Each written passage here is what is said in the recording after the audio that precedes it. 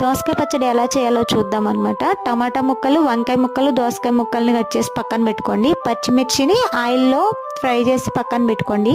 ఆ తర్వాత అదే ఆయిల్ ప్యాన్లో టమాటా, వంకాయ ముక్కల్ని కూడా వేసుకొని అందులో పసుపు, కొంచెం సాల్ట్, చింతపండు వేసి బాగా మగ్గబెట్టుకొని పక్కన పెట్టుకోవాలి.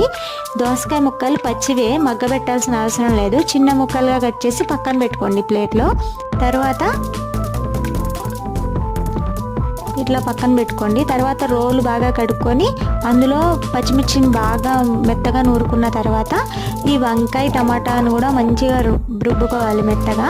ఆ తర్వాత ఇందులోనే దోసకాయ ముక్కల్లో పచ్చివి అని చెప్పాను, అవి కూడా వేసి బాగా నూరుకోండి.